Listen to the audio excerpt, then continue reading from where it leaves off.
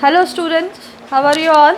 This is Harvinder Kaur and I am your business teacher, and so today we are going to discuss about the various form of organization. Second one, previously we have discussed about the sole proprietorship, and in this lecture we are discuss about the joint Hindu family business. So let's start it. Okay. The joint Hindu family business is a specific form of business organization found only in India. India में ही found होता है इस type का business organisation. It is one of the oldest form of business organisation in the country. अपनी country में सबसे oldest form है कौन सा वाला business? Joint Hindu family business. It refers to a form of organization wherein the business is owned and carried on by the members of Hindu undivided family. इसका जो business है वो कंट्रोल एंड मैनेज कौन करता है? इस फैमिली के ही members manage करते हैं और कंट्रोल करते हैं. It is govern by the Hindu law. और इस वाले बिजनेस को किससे गवर्न किससे मैनेज, किसके अकॉर्डिंग मैनेज करते हैं? By the Hindu law. Okay. The basis of membership in the business is birth in a particular family and 3 successive generation can be member in the business. इस वाले business में जो भी इनकी फैमिली में जो भी पर्सन बर्थ लेगा वो बाय बर्थ ही इस वाले बिजनेस का एक मेंबर बन जाएगा. और इसमें 3 सक्सेसिव जनरेशन होती है. लाइक जैसे अगर आपके दादाजी हैं तो उन्होंने बिजनेस स्टार्ट किया, लाइक फिर आपके फादर वो ऑलरेडी जब जैसे उनका बर्थ हुआ था तो उसी टाइम से वो उस फैमिली के उस बिज़नेस के मेंबर बन गए. आफ्टर दैट आपने फैमिली में इस फैमिली में बर्थ लिया एंड बाय बर्थ ही आप इस बिज़नेस के मेंबरशिप बन गए. तो 3 सक्सेसिव जनरेशन होती है. ठीक है. The business is controlled by the head of the family who is the eldest member and is called कर्ता. लाइक सपोज आपका एक फैमिली बिजनेस है जो कि आपके दादाजी ने स्टार्ट किया था, फिर उसके बाद उनको किसने मैनेज किया? आपके फादर ने मैनेज किया एंड आफ्टर दैट आप मैनेज करोगे. तो सबसे जो एल्डेस्ट मेंबर होते हैं, हेड ऑफ द जो फैमिली होता है, वो इस बिज़नेस का हेड कहलाता है, जिसको हम कहते हैं कर्ता, जो इस वाले बिज़नेस को कंट्रोल भी करता है और मैनेज भी करता है. All members have equal ownership right over the property of an ancestor and there are known as copartners. और इस वाले बिजनेस में जितने भी मेंबर्स होते हैं उन सबका राइट होता है प्रॉपर्टी के ऊपर. सारे ओनरशिप उनके पास राइट होते हैं और उन सब मेंबर्स को क्या बोलते हैं? को-पार्टनर्स.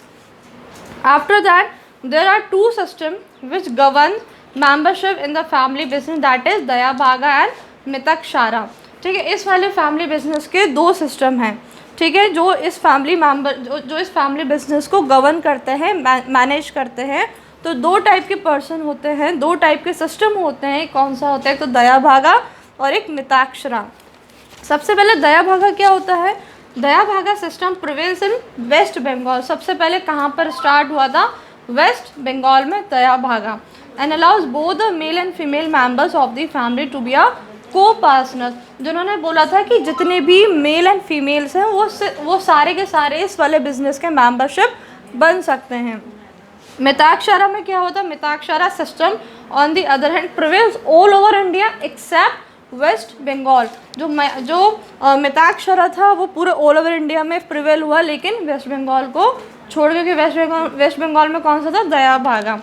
And allows only the male members to be copartners in the business. और मिताक्षरा में ओनली मेल मेंबर्स ही क्या होंगे? उस वाले फैमिली बिजनेस के मेंबर बनेंगे.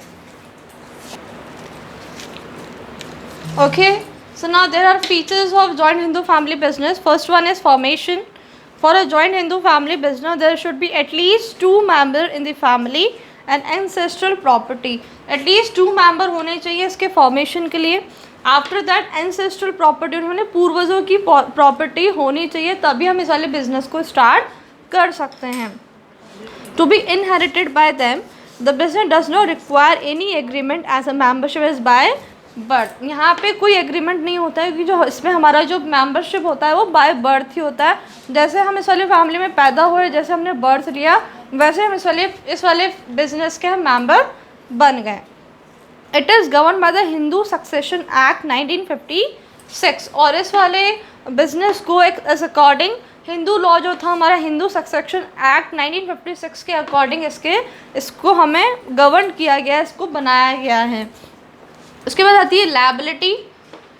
The liability of all the member except the karta is limited to the share of coparcenary property of the business. जो कर्ता होता है, जो हेड होता है इस मेंबर का, इस बिजनेस का, उनकी अनलिमिटेड लायबिलिटी होती है। जैसे आपके मान लीजिए फॉर एग्जांपल आपके दादाजी हैं तो उनकी फुल एंड फुल लायबिलिटी रहेगी, चाहे अगर कोई और इस वाले मेंबर इस वाले बिजनेस में काम करे या ना करे, या पैसा चुका या ना चुका, लेकिन फुल एंड फुल लायबिलिटी किसकी रहेगी? आपके ग्रैंडफादर की।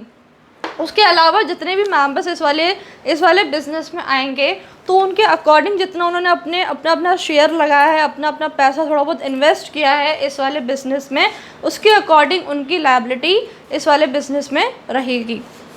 द कर्ता however has he unlimited liability. जो कर्ता होता है, एग्जाम्पल समझ लीजिए, जो कर्ता कौन है? आपके ग्रैंडफादर, उनकी क्या होगी? यहाँ पे अनलिमिटेड लायबिलिटी होगी। After that control, the control of the family business lies with the कर्ता। जितना भी सब कंट्रोल होगा, मैनेजमेंट होगा, वो सबका सब कौन करेगा? कर्ता करेगा, दैट इज ग्रैंडफादर करेंगे। He takes all the decisions and is authorise to manage a business. उनके पास सारे डिसीजन लेने का राइट्स होता है, पूरे बिजनेस को मैनेज करने का राइट होता है।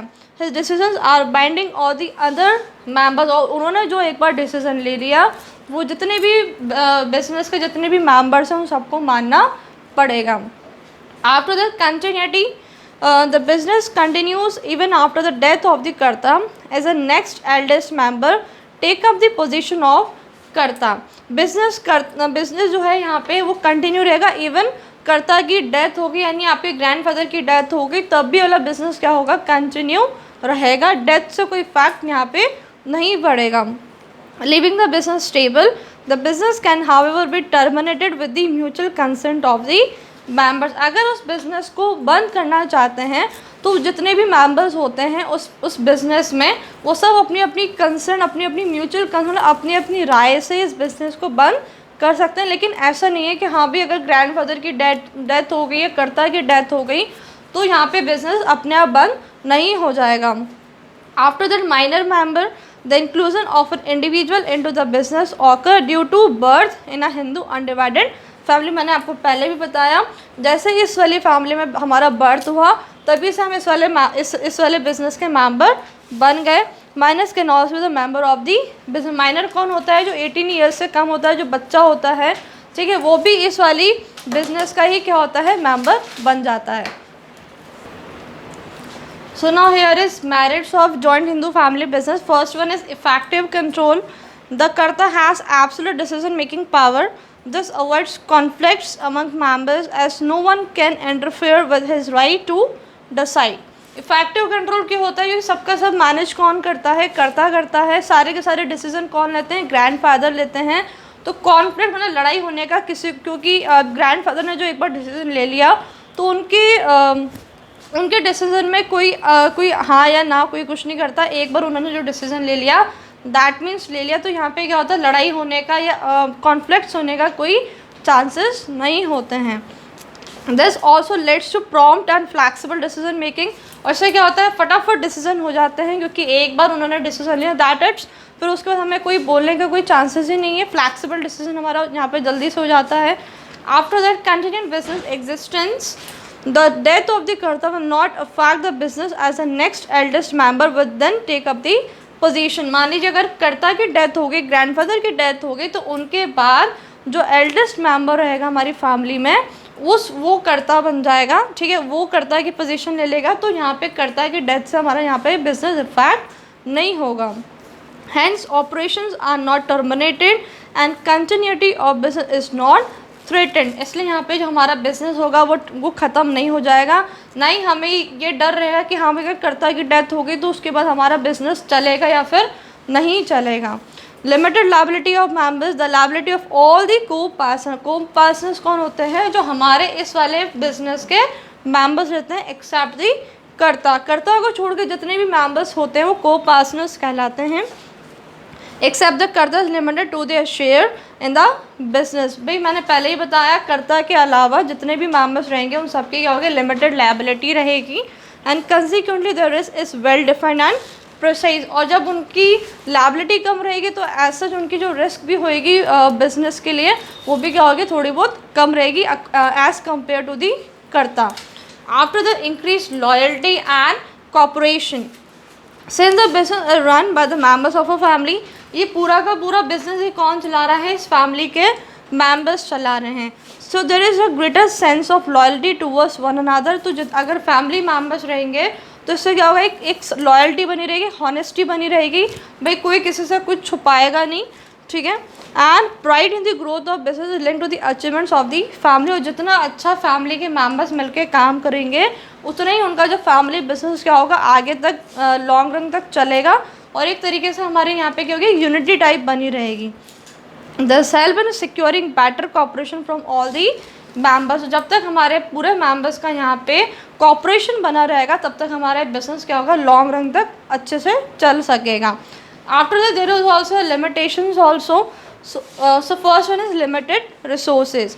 The joint Hindu family business faces the problems of limited capital as it depend mainly on the ancestral property.